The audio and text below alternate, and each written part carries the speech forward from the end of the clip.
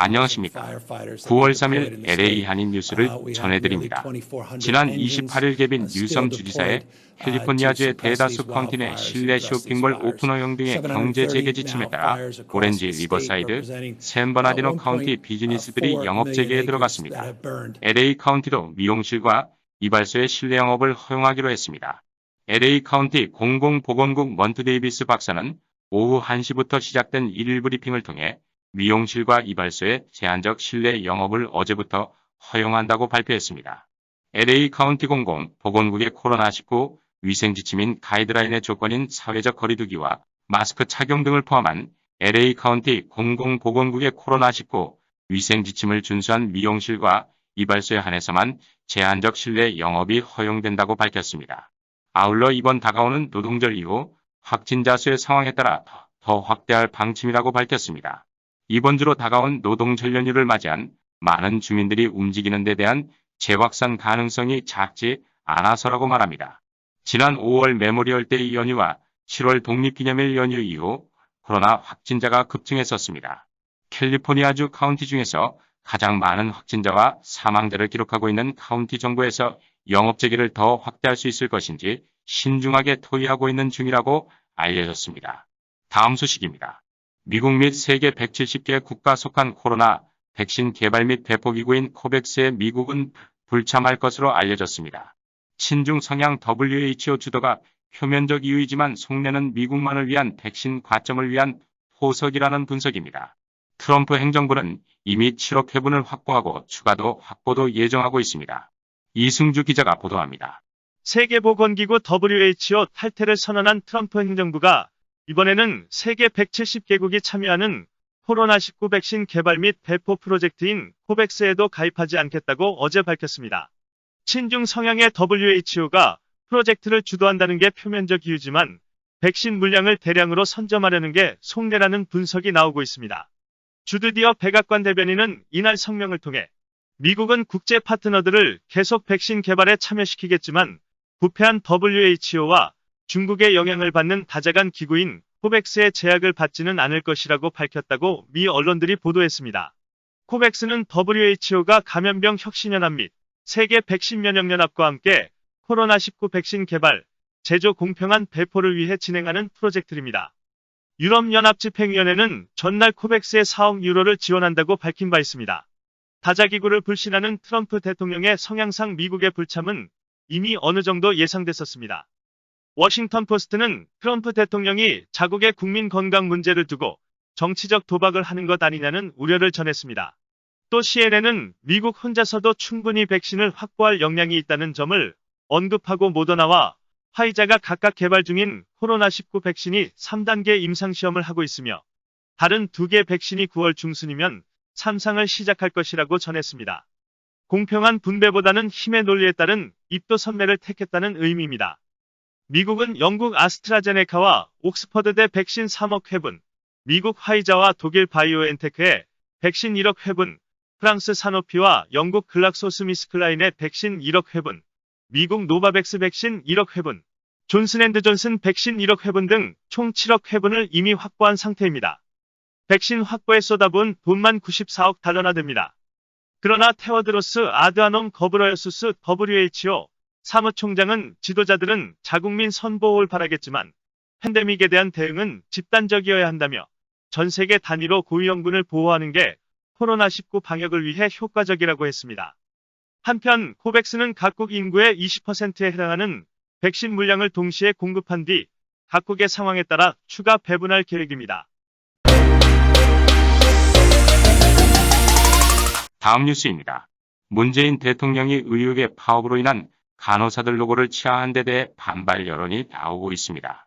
참고로 한국의 코로나 사태에 참여한 의료진 수를 보면 지난 7월 29일까지 총 3,946명이 참여했는데 이 중 의사가 1,869명, 간호사 및 간호조무사는 1,650명이며 기타 참여는 427명이었습니다.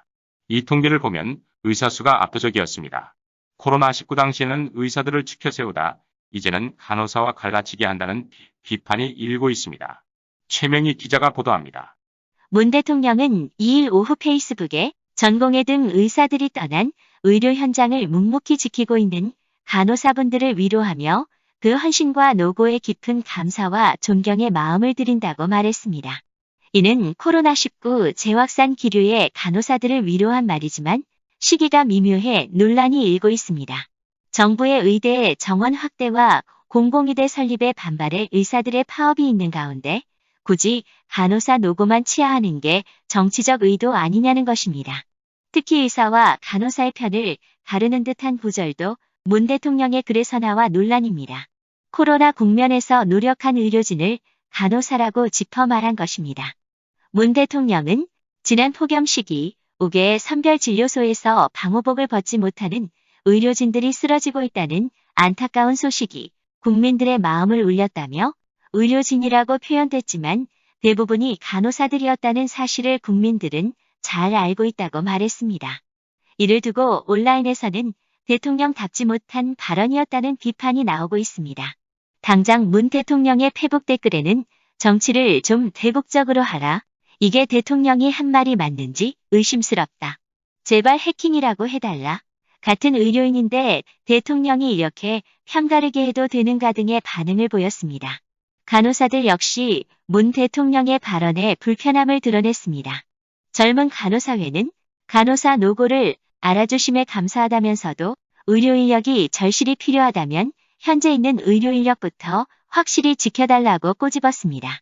이들은 열악한 근무, 가중된 근무 환경, 감정 노동이 의사들의 집단 행동으로 갑자기 생긴 것이 아니다라며 게다가 간호사들의 어려움을 줄이는 방법은 간호대 증원, 지역 간호사제가 아니다.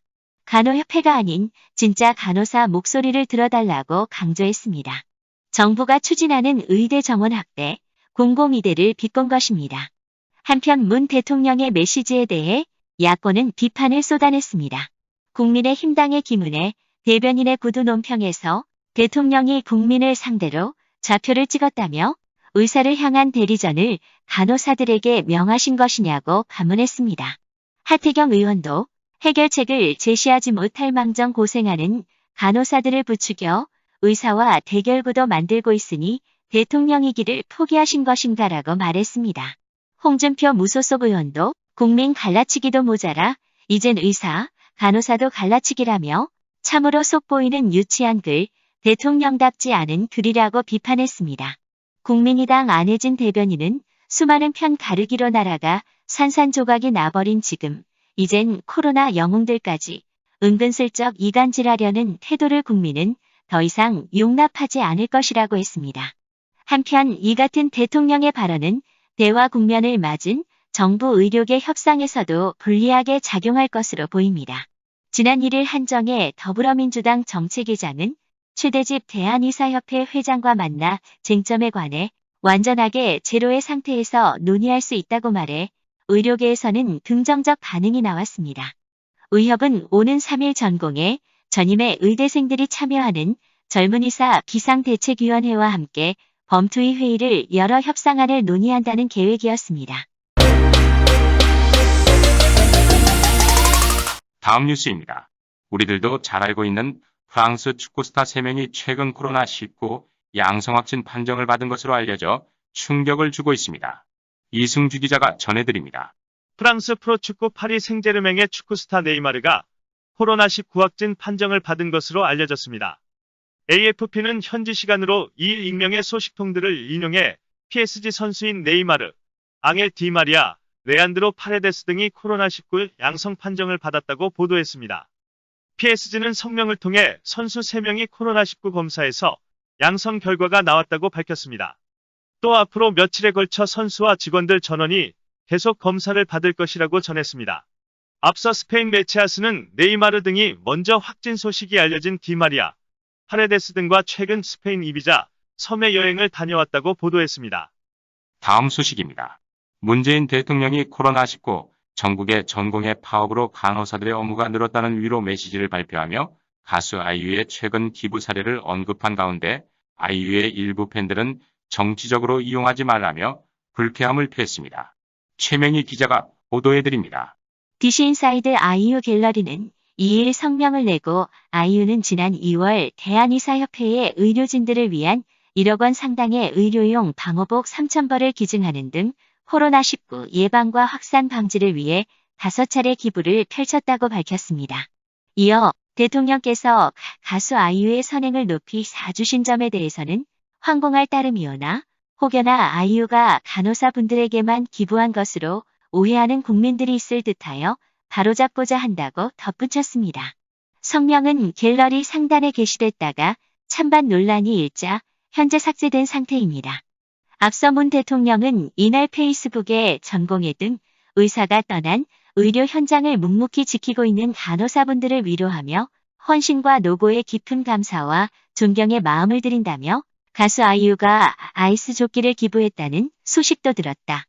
언제나 환자 곁을 지키며 꿋꿋이 이겨내고 있는 간호사분들 곁에는 항상 우리 국민이 있다는 사실을 잊지 말라고 전했습니다. 문 대통령은 또 코로나19와 장시간 사투를 벌이며 힘들고 어려울 텐데 장기간 파업하는 의사들의 짐까지 떠맡아야 하는 상황이니 얼마나 힘들고 어려우시겠습니까? 지난 폭염 시기 옥외 선별진료소에서 방호복을 벗지 못하는 의료진들이 쓰러지고 있다는 안타까운 소식이 국민의 마음을 울렸다.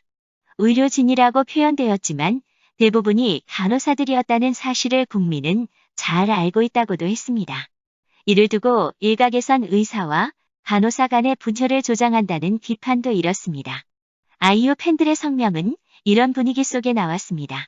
문 대통령이 의사들의 집단 행동을 비판하면서 아이유를 언급해 간호사들을 치하한 것이 정치적으로 이용한 게 아니냐는 지적과 우려가 팬들 사이에서 잇따랐습니다.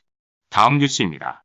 미국 종교의 자유를 위한 시민단체인 주빌리 캠페인은 문재인 대통령을 향해 코로나19 대응 과정에서 종교의 자유를 탄압하고 교회를 희생양 삼는다고 비판하고 세계 종교 시민단체들을 대표해 문 대통령에게 이 같은 내용의 A4 용지 4장짜리 항의서한을 보냈다고 발표했습니다.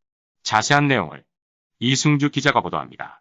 어제 2일 국내 탈북민단체인 자유북한운 동연합을 비롯해 전 세계 57개국 266개 종교 시민단체에서 14,832명이 종교의 자유를 위해 서명했다고 밝혔습니다. 이들 단체는 서한에서 문 대통령을 비롯한 한국 정부는 최근 수개월간 코로나19 확산 책임을 교회에만 돌린다며 지난 여름 수백만 명의 한국인이 레스토랑과 카페 그리고 노래방에 다녔지만 코로나 책임의 원인은 사회적 거리 두기를 준수하고 마스크 착용 등의 규칙을 지킨 교회만 뒤집어쓰게 됐다고 지적했습니다. 특히 파주 스타벅스와 롯데리아 그리고 남대문 시장 등 국내 여러 지역 감염 사례를 언급하며 교회를 향한 거친 탄압과는 다르게 일반 대중들의 행동에는 아무런 조치를 취하지 않았다고 성토했습니다. 이들 단체는 전광훈 목사의 사랑제일교회 압수수색을 지적하면서 한국은 자유의 기초에 세워진 나라인데 최근 정부가 보이는 일련의 행동은 종교에 대한 관용을 약화시키고 사회적 연대도 허물 수 있다면서 불확실성과 걱정과 근심의 시기에 특정 집단을 싸잡아 비난하는 것은 아무런 도움이 되지 않는다고 일침을 가했습니다. 엔보알타 주빌리 캠페인 총괄 디렉터는 지난 수십 년간 인권 신장을 위해 싸워온 한국에서 종교 박해가 벌어져 더 충격적이라며 문 대통령이 일련의 조치들을 제고하기 바란다. 종교의 자유는 빼앗을 수 없는 권리라고 비판했습니다. 문재인 정부는 최근 벌어진 코로나19 재확산의 주된 원인으로 교회 예배를 지목했습니다. 문 대통령은 지난달 27일 김태형 한국교회총연합 대표 등 교계 인사들을 만난 자리에서 특정 교회에서 정부의 방역 방침을 거부하고 방해하고 있다는 발언까지의 개신교계의 공분을 샀습니다. 다음 소식입니다. 독일 정부는 혼수 상태에 빠진 러시아의 야권 인사 알렉세이 나발리의 몸에서 신경작용제 노비촉이 검출됐다고 밝혔습니다. 최명희 기자가 보도합니다. 현지 시간으로 2일 AP, 로이터 통신 등 외신에 따르면 슈테펜 자이베르트 총리실 대변인은 성명을 통해 독일 연방군 연구소의 검사 결과 나발리에게 노비촉 계열의 화학신경작용제가 사용됐다는 증거가 나왔다고 보도했습니다. 노비촉은 1970년대 소비에트 연방이 군사용으로 개발한 것으로 지난 2017년 김정은 북한 국무위원장의 이복형인 김정남 암살에 사용된 VX보다 5에서 8배 강한 독성을 지닌 치명적인 물질로 알려졌습니다. 2018년 초 영국에서 발생한 전직 러시아의 중간첩 독살 미수 사건에 사용되기도 했었습니다. 독일 정부는 이번 검사 결과를 유럽연합 EU 회원국들에도 전달했습니다. 또한 유럽연합 차원에서 적절한 대응 방안을 마련하도록 논의할 방침입니다. 앙겔라 메르켈 독일 총리가 2일 독일 베를린에서 열린 기자회견에서 러시아 야당 지도자 알렉세이 나발리가 신경작용제인 노비촉에 의해 공격당한 것으로 밝혀졌다고 발표했습니다. 독일의 발표 이후 우르줄라 폰데어라이엔 EU 집행위원장은 비열하고 비겁한 사건이라고 비판했습니다. 미국, 영국, 프랑스 정부 등도 진상규명을 촉구했습니다. 그러나 러시아 정부는 오늘 3일 러시아 정부는 관련 없다고 성명을 발표했습니다. 앞서 나발리는 지난달 20일 러시아 국내선 항공기 기내에서 의식불명 상태에 빠졌습니다. 그는 블라디미르 푸틴 러시아 대통령의 대표적인 정적으로 꼽히는 인물입니다. 지난달 22일 독일 샤리테 병원으로 옮겨져 치료를 받고 있지만 아직 의식을 회복하지 못하고 있습니다. 다음은 한인타운 소식입니다. LA 한인회가 차기 회장 선출을 위한 선거 방식을 한인들에게 비대면 공청회를 통해 의견을 물어본 결과를 공개했습니다. 그 결과를 어제 발표를 했는데요. 총 32명의 한인들이 의견들을 전했다고 했습니다. 자세한 내용을 이승주 기자가 보도해드립니다. 2일 LA 한인회는 지난달 3일에서 10일 사이에 비대면 공청회를 통해 접수받은 차기 한인회장 선거에 관한 32명의 한인들 의견을 공개했습니다. 우선 한인회의 정관에 대해서 미주류 대형 로펌들에게 법률 자문을 구한 결과 한인회의 현재 정관 조항들 중 상당 부분이 캘리포니아 비영리단체 주법 규정에 맞지 않아 정관 개정이 시급하다는 지적이 있었다고 했습니다. 이에 따라 한인회는 두 곳의 로펌이 프로보노로 한인회 정관에 대한 법률 검토를 해주기로 하고 현재 검토 작업이 진행되고 있습니다. 한인회는 비대면 공청회를 통해 접수된 한인들의 의견과 미주류 로펌 두 곳의 법률 검토 보고서를 종합적으로 고려해 달라진 한인회의 위상과 변화한 한인 사회에 걸맞게 정관을 개정하는 작업에 착수할 것이라고 합니다. 따라서 비대면 공청회를 통한 한인들의 의견들을 종합해보면 이번 코로나19에 따른 지원의 적극적인 모습을 보고 특히 한인타운의 한국어 소통이 불편한 한인 2세와 3세 인구가 급증하고 있고 한인사회가 LA 시정부와 카운티 정부는 물론 주정부 등과 긴밀히 소통해야 하는 만큼 한인회장은 원활한 이중언어, 구사 능력과 의사소통 능력을 갖춰야 한다는 지적이 있었습니다. 또 한인회장으로서 사심없이 한인사회를 위해 봉사할 수 있는 능력 있는 인물이 한인회장이 되어야 하며 자격을 갖춘 한인회장을 선출하기 위한 정관 개정이 필요하다는 요구도 있었다고 밝혔습니다. 또 적법하고 합리적인 정관 개정을 위해 LA 한인회는 오는 12월 중으로 예상되는 차기 한인회장 선출에 앞서 적법하고 합리적이며 시대에 부합하는 새 정관 개정안을 작성해 이사회 전원회의를 통해 이를 확정할 것이라고 합니다. 아울러 정관 검토 작업을 벌이고 있는 두 로펌들이 검토 결과에 따른 정관 개정 권고안이 제출되면 이를 적극 수용해 높아진 한인 회의상과 주법에 맞는 적법한 새 정관을 만들 것이라고 밝히고 조만간 구성될 정관 개정위가 충분한 논의를 거쳐 개정안 초안을 작성하면 이 초안을 이사회 전체 회의에 붙여 민주적이고 합리적인 절차를 거쳐 개정 정관을 확정할 것이라고 밝혔습니다. 이번 LA 한인회 비대면 공청회 접수된 32명의 의견 내용을 요약해보면 직접 선거 방식에 대한 의견이 11건이며 선거인단 등 간접 선거 방식에 대한 의견 19건, 그리고 현 한인회의 연임에 대한 의견 4건이었습니다. 회장 후보 자격에 대한 의견을 분류하면 한인 회장을 하려면 적어도 영어는 통역 없는 수준으로 잘해야 하며 영어로 한인사회 현안 관련 토론회 등을 원만히 해나가야 한다고 의견을 제시했고 한인 회장 지위를 이용해서 한국 정치나 비즈니스 등 개인의 이권이 개입되지 않아야 한다고 의견을 제시하기도 했습니다. 아울러 이번 코비드-19 사태에 한인회만큼 한인들 도와온 곳 없으며 한인회를 믿기 때문에 간선제인 경우 한인회가 적합한 후보를 추천하면 좋겠다는 의견도 제시했습니다. 또 다른 의견도 있었는데 이번 코비드-19 사태와 같이 동포들이 가장 어려울 때 실질적으로 봉사했던 사람이어야 하며 한인 회장하기 전에 한인회에서 동포들 만나며 봉사도 해야 하고 미국 사회를 잘 알아야 한다는 의견도 제시했다고 밝혔습니다. 이에 따라 새로운 정관을 바탕으로 선거관리위원회 구성은 오는 10월 중순쯤이 될 것이라는 것이 한인회 측의 예상입니다. 이상 오늘의 뉴스를 마칩니다. 담당의 지철 이승주 최명희였습니다. 이번 주 목요일부터 다시 폭염주의보가 발령될 것 같습니다. 건강 챙기시기 바랍니다. 감사합니다.